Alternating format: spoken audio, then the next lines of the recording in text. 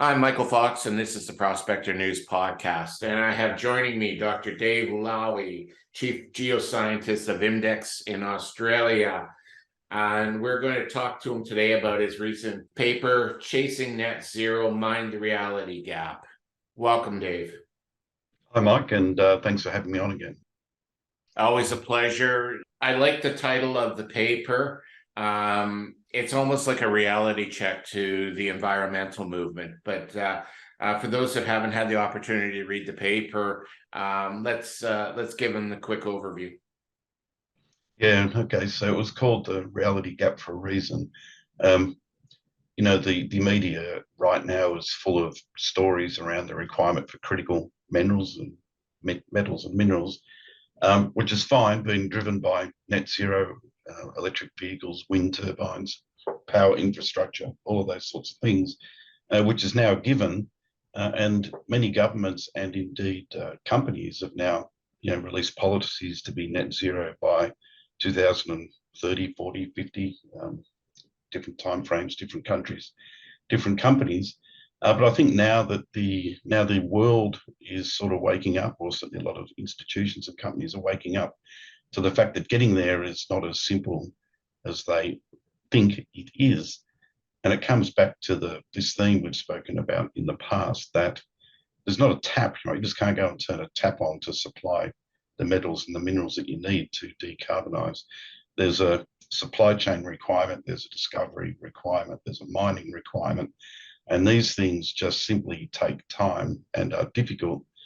And the assets that are needed to produce the materials that we need are where they are in the world. And sometimes they're not in places that are easy to mine in for a whole host of reasons, being, political, geographic, lack of water, and not just political, but also geopolitical, which also makes it difficult to bring these things on stream.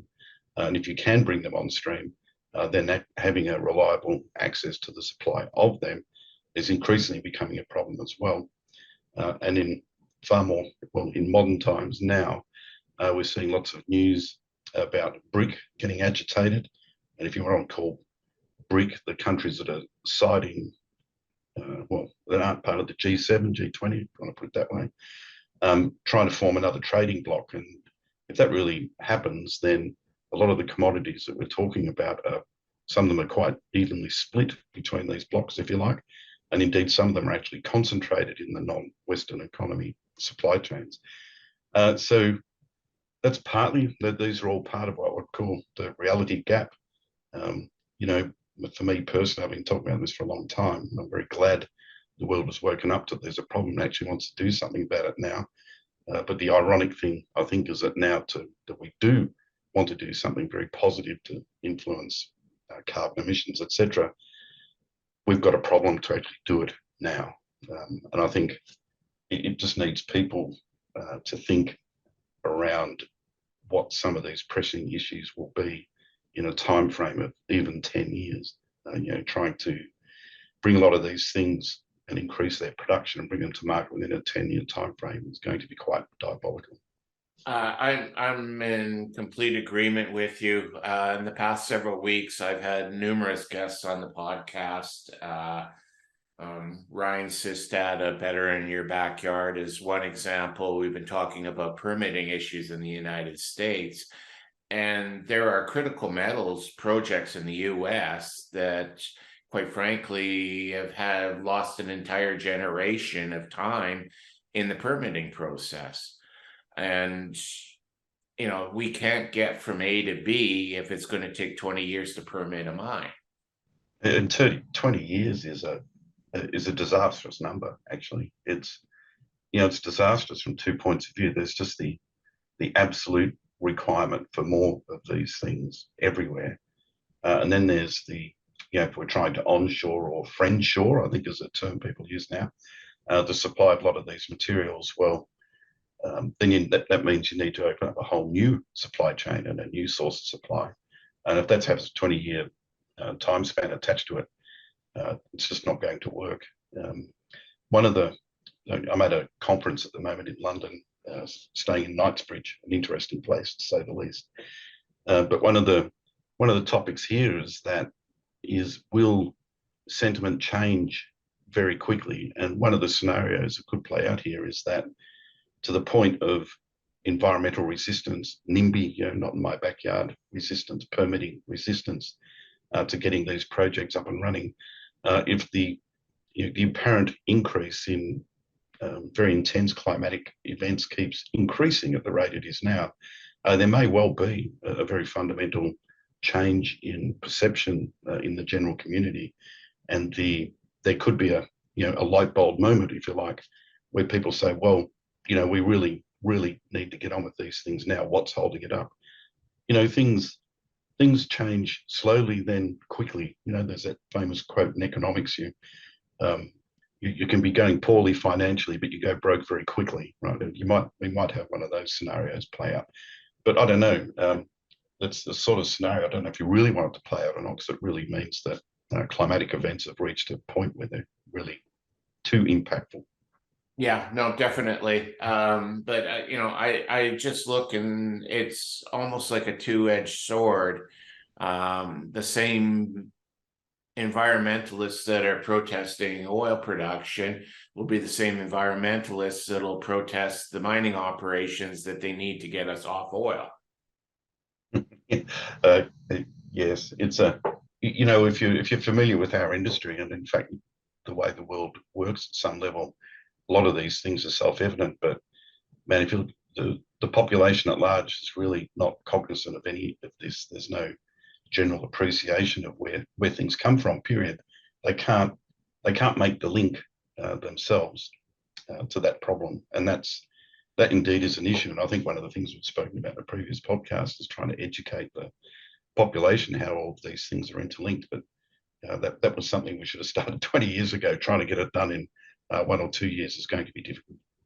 Yeah, I've noticed that governments keep pushing the target dates back, because I believe under the Paris Accords, it was originally we were supposed to be net zero by 2030, which is 7 years away. It's become quite evident that that goal is not going to be reachable. They've pushed to 2040. Now I'm hearing 2050.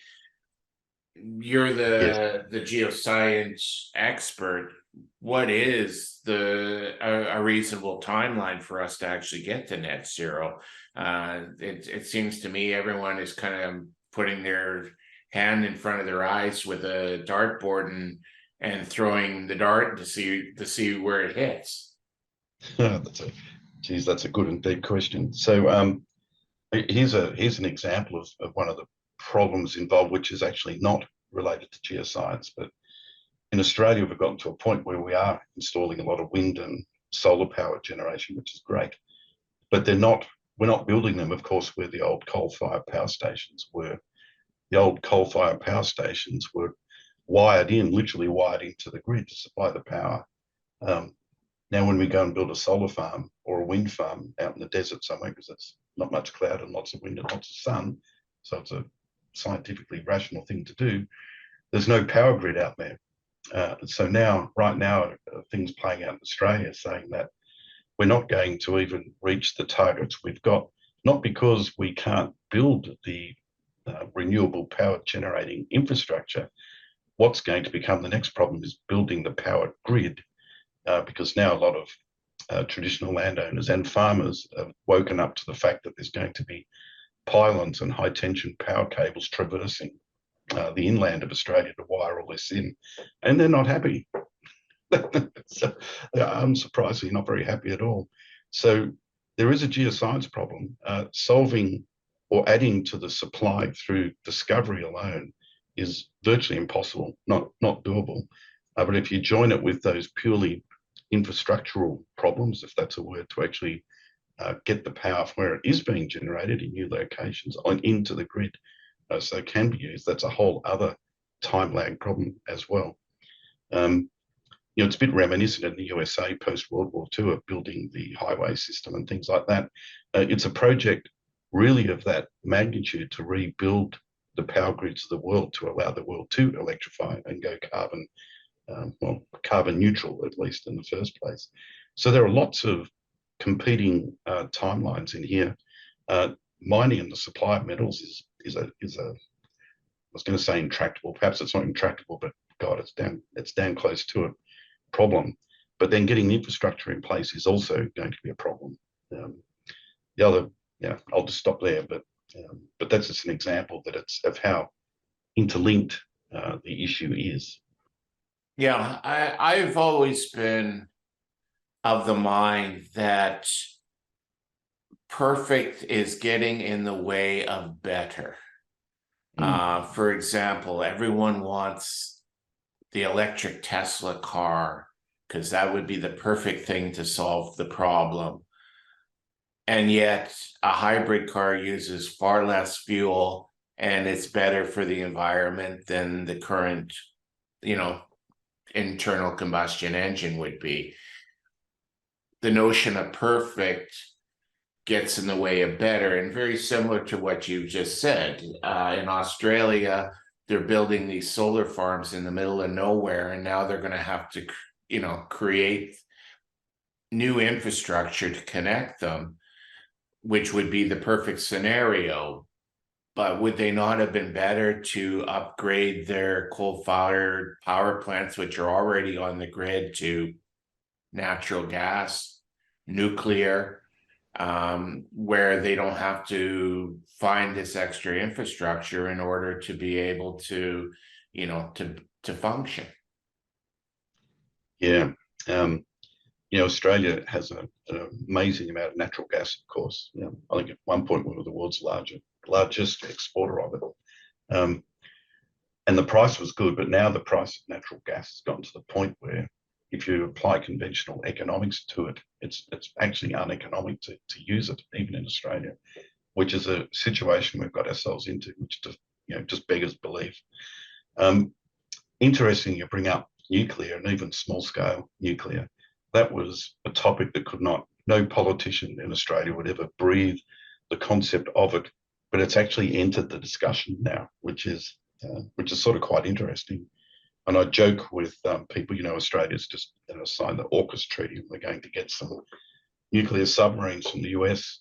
And one of my jokes was that that's going to be part of our decarbonisation strategy because we're going to back the nuclear subs up and plug them into the power grid. So, as a slightly sneaky way of getting nuclear power into the grid.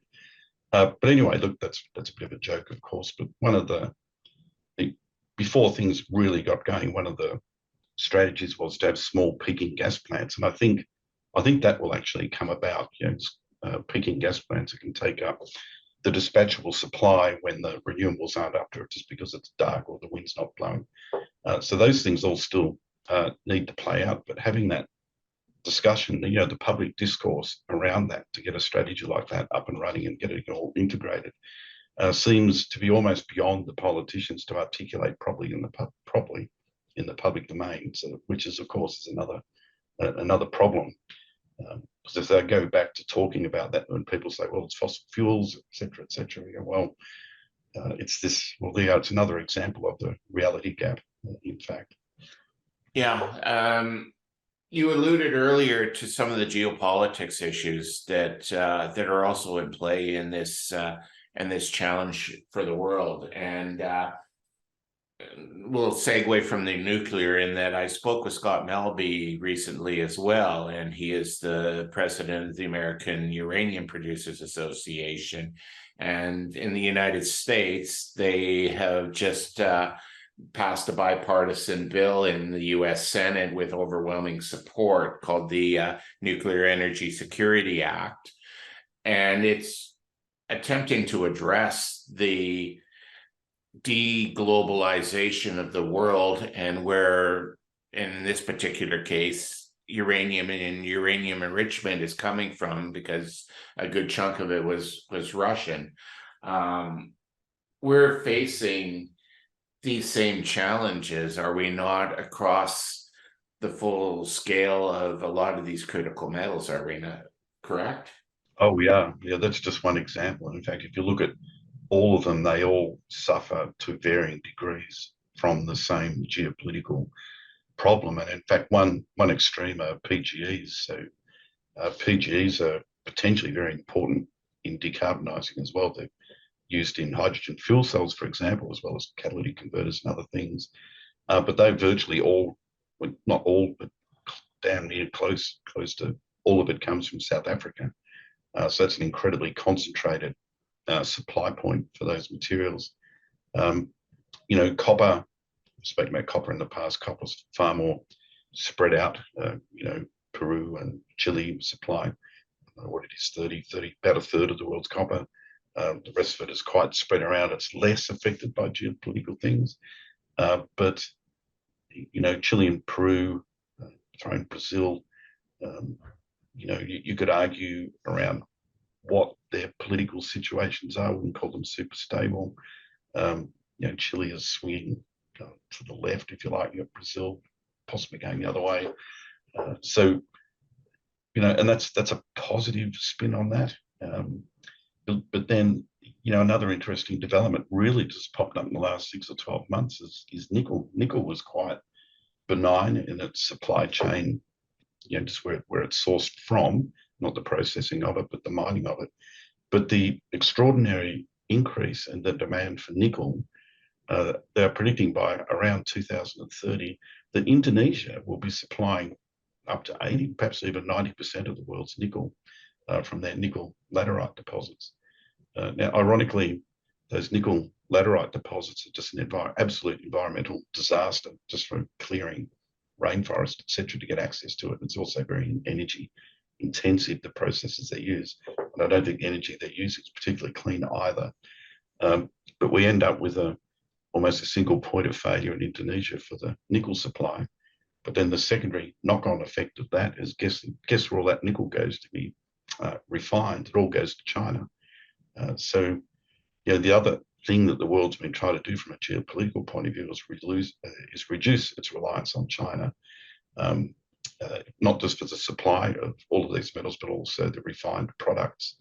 If anything, in the last year or two, that whole situation has gone backwards or gotten worse. And worse, I use here as a term, it's relative. It depends what political lens you're looking through. So I think the Chinese are actually increasing their grip on a lot of the supply of the refined products of mining, which is really quite amazing given what the Western world's trying to do. And the other disturbing thing I was reading about in one of the economic papers just recently was if you look at the response of the Western mining companies, not Western mining, that'll trigger some of the Australian listeners, the Western world's mining companies to the increase in demand for, say, copper, people estimate that the capital expenditure to increase supply over the last year or two has gone up around 25%. Even that might be optimistic. The Chinese in the same time period has increased their capital spend to supply these commodities by 2.5 times, not 20%. So it's another example, if you like, of the reality gap. We're saying a lot of things, but we're not really doing much about it in the short term. And given the timeframes we were talking about earlier, it just adds to this air of unreality. Another way I put it is you read just in the media and what people are talking about, and you know, not everything that's being circulated can be correct at the same time. Is another way of thinking about it.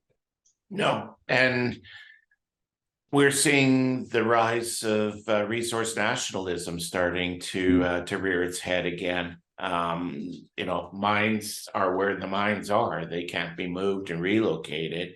And as we move away from a globalized world, we're seeing more and more of these developing countries going, you know, this wealth should stay in our country, which is, you know, somewhat valid. But it would seem to me the West is not waking up to that reality quick enough to put in, you know, trade agreements and such so that they're going to have access to these materials. No, correct. But you know, and the point you made there is it's not. A lot of these things actually aren't unreasonable. You know, in Australia, we tried to pass a super profits tax 10 years, I think, ago now, I think it was, especially in response to the profits being made in the iron ore industry at the time. But the the industry banded together with the opposition and actually had a government not elected over this or voted out. It's really quite extraordinary to think back to that. I don't think that would happen this time around. But yeah, I mean, a lot of these countries really, they are due a proper return. It is their resource after all. But the mining companies that are operating in these countries, they're loath to rock the boat, right, to upset it, or they might find their mine nationalised from out under their feet. So it's just a really delicate and almost intractable situation. But I see more of it happening actually. If what we were talking about earlier, if there really is a big swing in sentiment in the world because they really want to get things done more quickly than ever, then a lot of the countries that control these resources will be awake to that, of course. And I mean, holding the world to ransom might be too strong a phrase, but they might decide it's another chance to up the tax on the exports by another 10% of those commodities, if not more. Yeah, and the nationalism is coming from strange places as well. Like here in my country, Canada has forced state-owned mining companies from China to divest from their Canadian properties.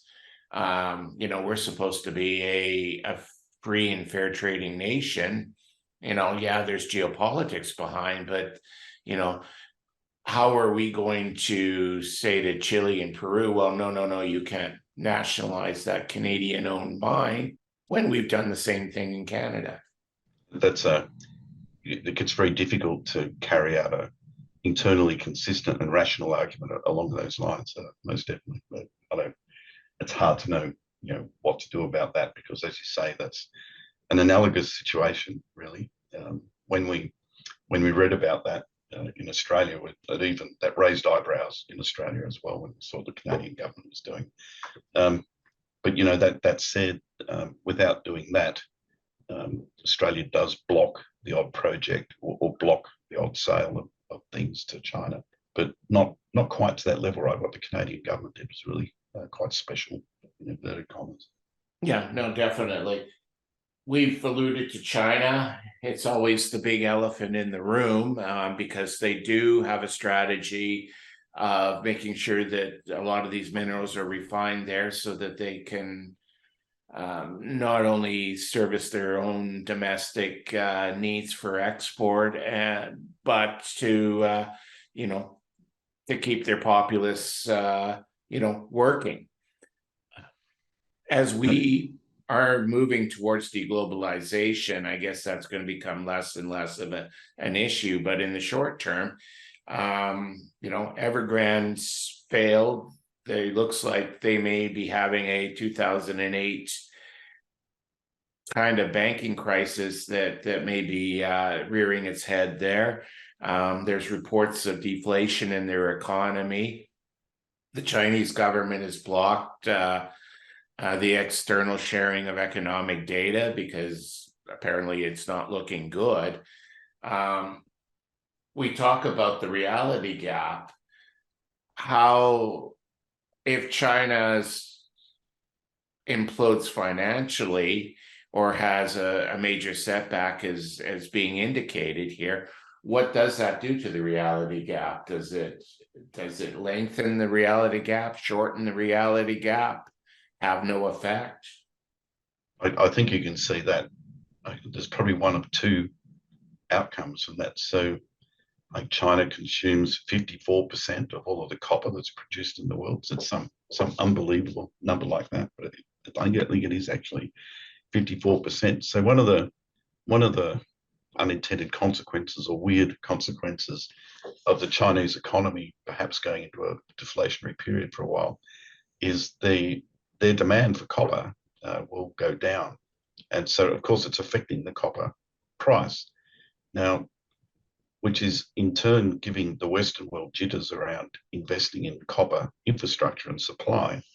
So by the Chinese perhaps using less of it and depressing the price makes more copper available in the short term for other uses, or uses outside of China, I suppose. But it actually pushes into the future, bringing new supply online, because when eventually China comes good again, and surely it will, it will just make the whole copper supply issue worse. I know it's a weird thing to think about, but it comes down to these timeframes when the Chinese can have even if this went for 2 or 3 years and it's depressed the price of copper, bringing new copper projects online gets pushed out another 3 or 4 or 5 years. And then our demand for it skyrockets, keeps increasing, maybe comes back even stronger in that scenario. And then we're even further away from being able to meet that demand. So it's a bit of a shocker. The other one would be, well, if China's demand of copper, so if they're using 54%, they must be consuming 10, 11, 12 million tons of the stuff themselves per annum. If that released 2 or 3 million tons per annum onto out of China to be used elsewhere for decarbonisation, that's potentially a positive thing, but I can't see it being net good, if you like. But it's a funny knock-on effect, and because the way our inverted commas markets work with that very short-term viewpoint, with the copper price like that, then the investment just won't be there. I think Anglo's in the press is quoting that when if copper's above $10,000 US a ton every day of the week and into the future, then that unlocks a whole lot of strategies for bringing copper supply online and doing the investments. So the longer the copper price is depressed, then the further those investments are pushed out. It's my understanding the Chinese stockpile a lot of their copper. Is that actually correct, or is that a misperception by the West? You'd have to ask someone above it. Who knows would be my guess. I mean, I think there's a lot of manipulating of the market. And in fact, I joked with some people over the last couple of months that the Chinese were inducing this period to deflate the prices of commodities to stop the West from further investing in it, while at the same time they were investing in securing supply themselves, and then just let everything roar back to life again and have an even greater grip of the metals market, which would be truly impossible to break by then.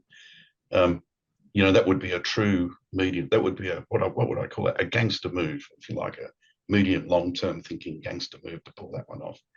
Something that the Western world just simply not capable of.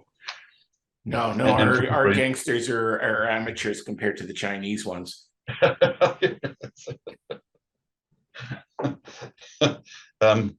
Or of a different type, perhaps. Maybe not quite as in sync with the government. No.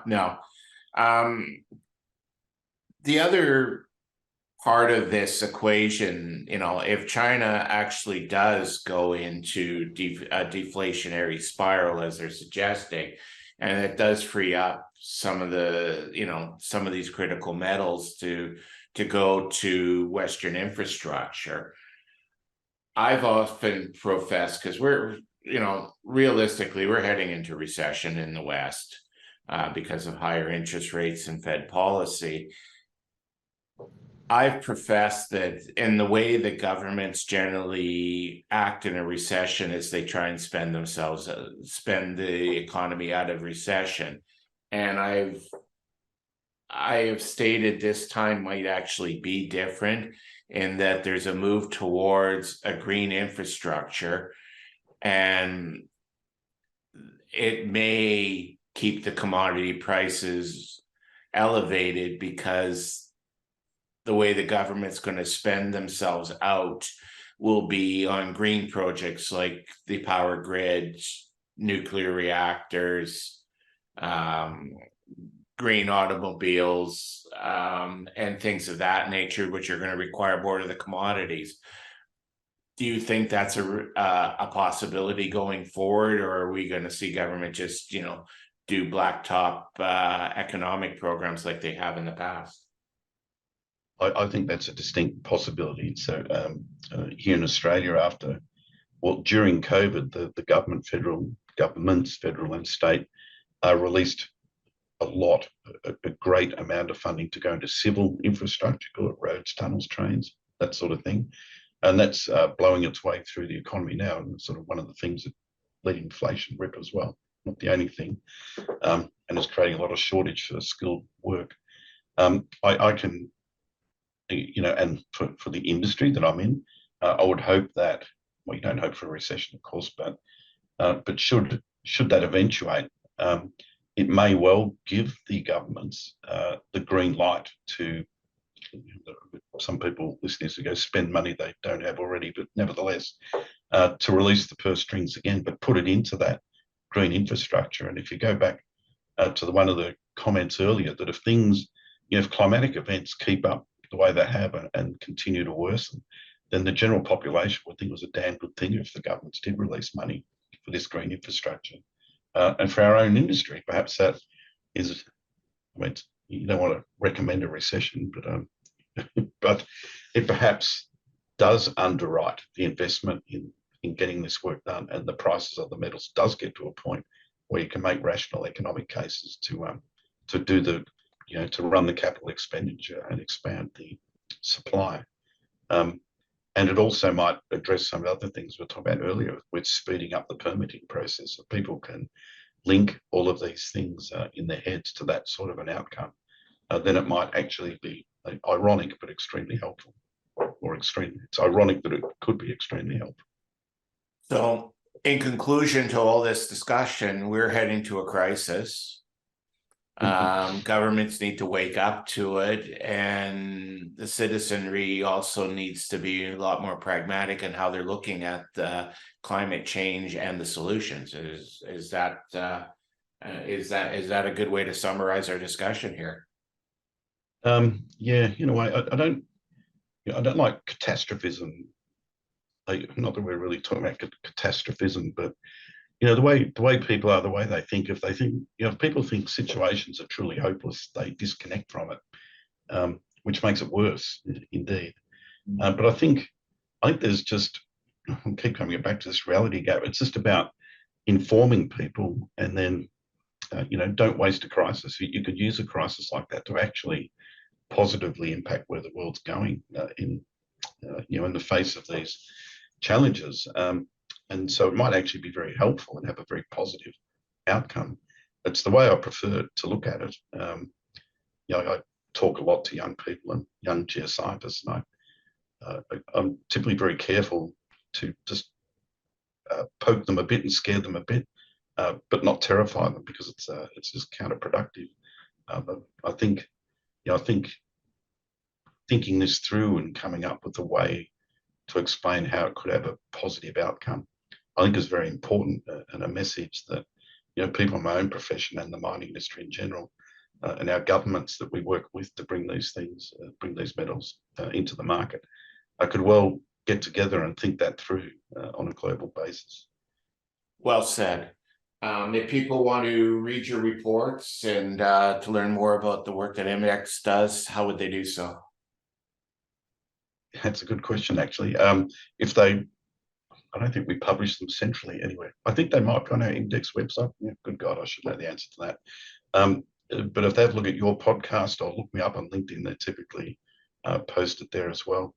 If someone wanted to ask me questions via the podcast, then by all means, they could please reach out.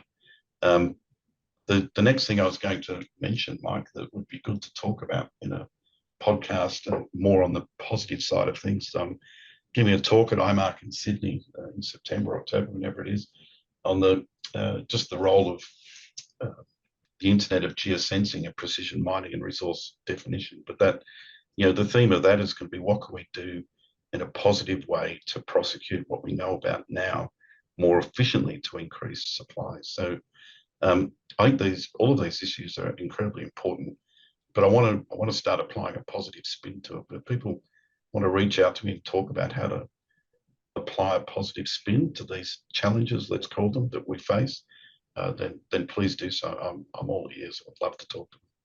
Perfect. I will include your email address at the end of the this podcast, and I will also put a link to the report, because I think I do have a link to that, so people can read the full report. The climate's continuing to change. These supply gaps are going to continue to happen. So you and I are going to continue to have lots of things to talk about in the future, and I look forward to having you back on. Oh, yeah, look, thanks very much, Mike. And short of that, I think I'll see you in London in November. I am looking forward to that as well. And if people are actually in Australia, the IMARC event that Dave mentioned is a very good event to be in attendance to. A lot of the conversation that we've had here is discussed by Dave and others at that event. So it's a good place to follow up if you find yourself in Australia at the end of October. Thanks, Mike. And again, thanks for having me on the pod, and I wish you a good day. You too, David.